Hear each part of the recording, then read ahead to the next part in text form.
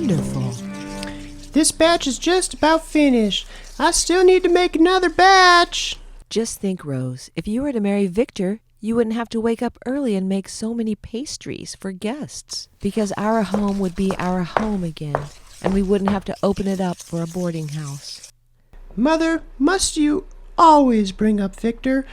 I told you I would consider his offer of marriage. How can I believe you are taking Victor's offer seriously when you spend all of your free time with Peter?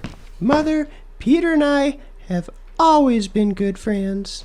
Friendships don't pay bills. Peter should make all his patients pay with solid money, but instead he accepts their meager offering of eggs and firewood or whatever else they can dig up to offer him. Chicken eggs don't pay bills, Rose. He is a good man that cares for everyone. He compassionately cares for all the ills that come to him. It is one of the things that I love about him. Love about him? You love the fact that he offers his services for practically nothing? Will you think he is so noble when you are shivering with cold and are hungry because he can't provide you with food and shelter?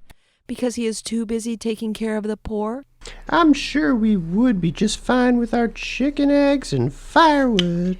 Rose, it is time that you grow up and drop your childish fantasies and wake up to the real world. Victor is a wealthy man, and he will give you anything you need or want. You will have security and comfort, so I suggest that you leave your childhood friendship with Peter and seriously consider Victor's real proposal of marriage. Do you understand, Rose? Yes, Mother, I understand. I guess it doesn't matter who I marry, though, because my marriage will always be cursed anyways. See, Rose, that is what I mean by childish fantasy. I can't believe that you would have put any stock in our so-called family curse. It is ridiculous to think that just because a necklace has stopped being passed from mother to daughter on their wedding day, that the marriage is going to fail. Rose, your father didn't die because some rebellious daughter in our family tree refused to wear a necklace.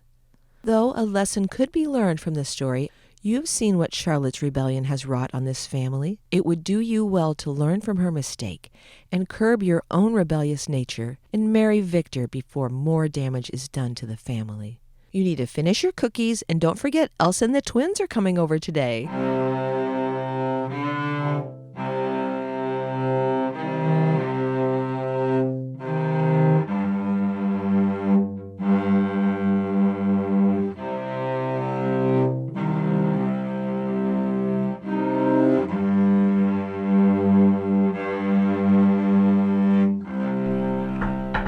That must be Elsa with the twins, Kit and Keith. Hello, Aunt Elizabeth. Hello, darling. I'm so glad you were able to come over. It is so good to see you. My nanny just had to be sick today, so I had to bring Samuel, my footman, with me to carry the presents. Samuel, you can just put them under the tree.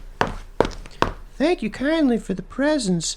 We got a little something for Kit and Keith. Oh, what a pretty fur coat. Isn't divine? I was so surprised when Gerald gave it to me last night. My dear, what is sparkling around your neck so graciously? Is that also a new present? This old thing? This was last year's present. It's nice to have real diamonds because they don't lose their sparkle.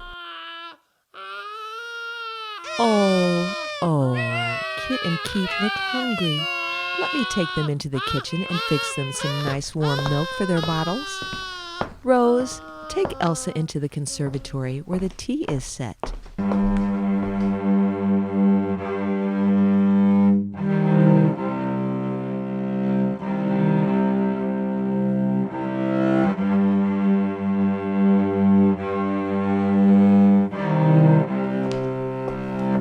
Rose, always a pleasure to see you.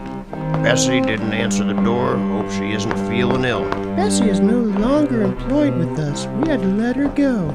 Oh, what a shame. I always thought she was such a good house servant. It is hard to find dependable help.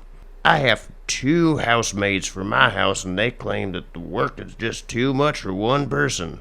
Of course, your house is smaller than mine, so perhaps that is why your Bessie was able to keep up. Yes, perhaps. Just think, when you marry Victor, you can hire Bessie back. Congratulations. I wish you well with your marriage. I haven't accepted his proposal yet. What? Why ever not? He is handsome, wealthy. Oh, don't tell me that you're having doubts because of Peter. Sweetheart, he was just a childhood fancy. You need to grow up and marry a real man who will be able to take care of you. So I have been told. I am just not sure Victor is for me. Once while visiting him, I commented on how well behaved his hunting dogs were. They sat by his feet so still.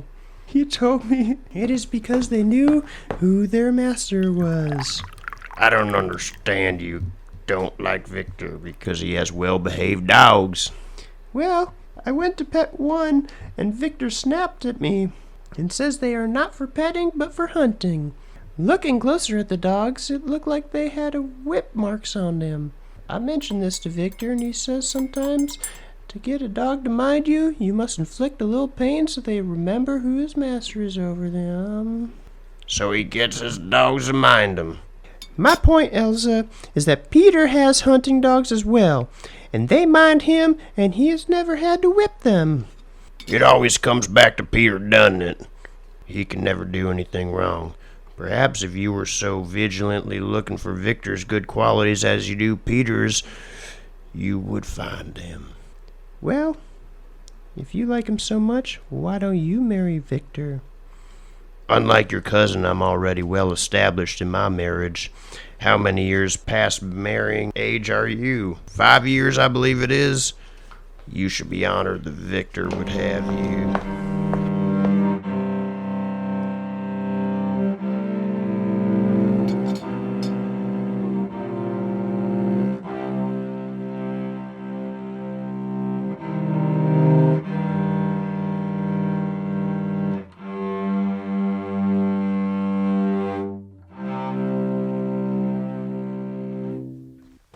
You look tired tonight.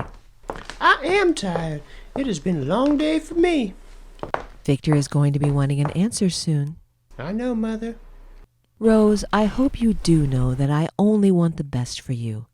Since your father died, I have watched you work so hard to keep things going. Since Bessie is gone, you work all the harder to keep the house going. You go to bed exhausted and you wake up tired. I don't want to see you toil your life away. Victor would be able to give you a life of ease and comfort. Please give Victor your consideration. I will think about it. Good. May you have sweet dreams tonight. Dear Father, marriage is very important to Peter, who I love, but perhaps Mother is right. Victor would financially be able to provide better. Help me to know what I should do. Charlotte, why did you have to break the tradition and refuse to wear the necklace that has done nothing but brought a curse on us?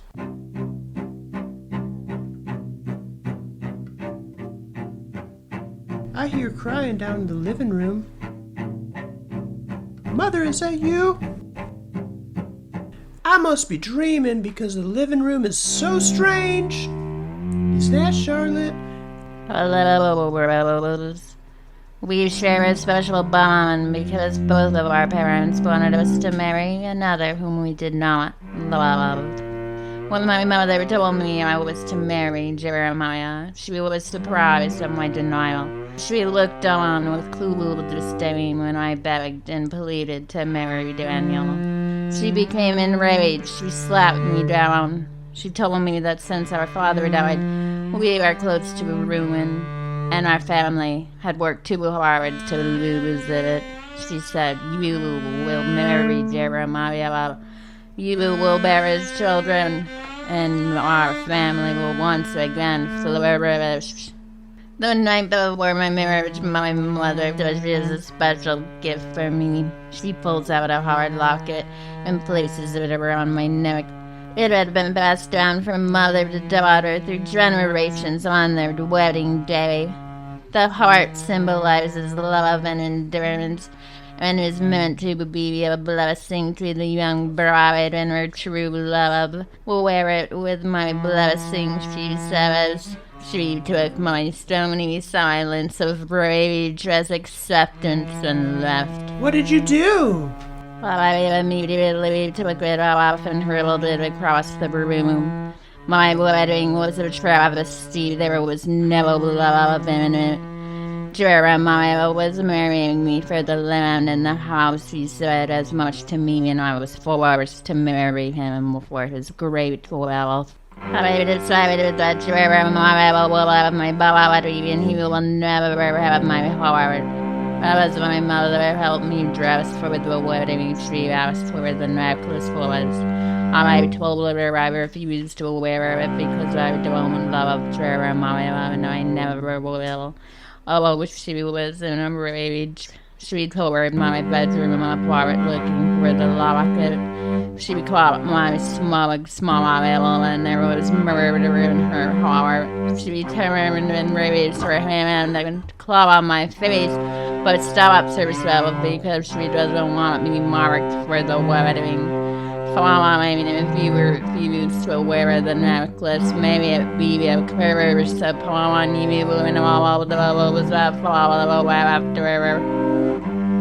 Now you never wear the necklace, I will you can wear it for the woman you will love and break the curse. I'm not even sure if I'm going to marry the one love. Oh, you must. A cold marriage is no type of life. Please tell me you will share your life with the Yes, I will marry. So I swear upon our necklace that it will once again be a symbol of love and endurance worn by me when I marry Peter.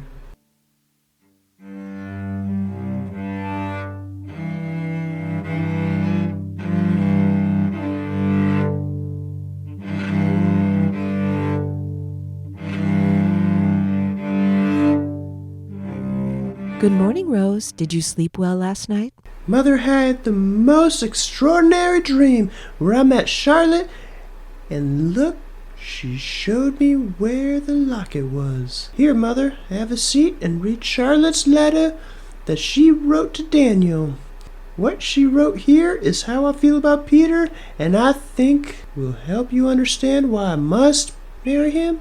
I am so sorry, Rose. I should have known better than to have you marry anyone other than your love. My marriage to your father was arranged, and we always respected each other. I didn't really think anything was wrong about arranged marriages. Secretly, I always longed for a love that is written here in this letter, and obviously a love that you share with Peter. I will not stand in your way of marrying Peter. Oh, Mother, you don't know how much this means to me. Thanks for understanding.